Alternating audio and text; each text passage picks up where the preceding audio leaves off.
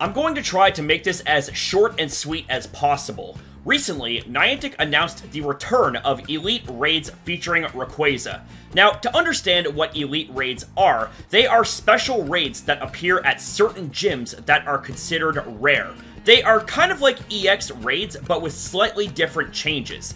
Rather than getting a chance at an EX raid pass after previously doing a raid at that EX raid gym, now these elite raids will spawn eggs ahead of time and only at those rare spots. These have a lot going against them for a long list of reasons, such as their location, as players can live in either big cities, which are more packed with gyms, thus increasing the likelihood of elite raid gyms, or live in rural areas and have much less of a chance for them to spawn.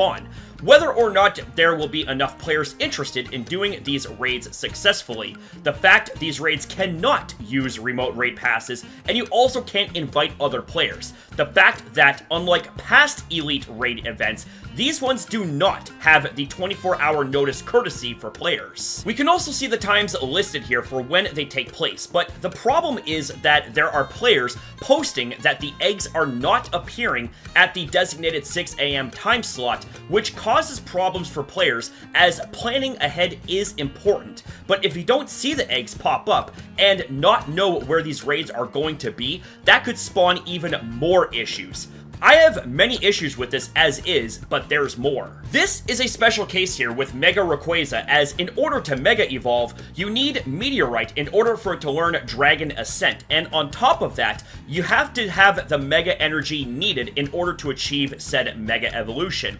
The Mega Energy thing is understandable, as it's been a mechanic since day one of introduction, and the Meteorite is a nice nod to the main story, but how they are going about it is not good, as the Meteorite we see here as part of the special research is locked behind the need to complete an elite raid. So rightfully people are not happy with this, and it seems like another one of those things where Niantic, yet again, makes a bad call, excluding their players and forces players to do things in person. Let me make something clear. I don't have a problem with promoting in-person things. Personally, I miss the 2016s to 2019s where people would get out and play the game and raid together in communities. Sadly, those times are lost due to changes, not just in the game, but in life too.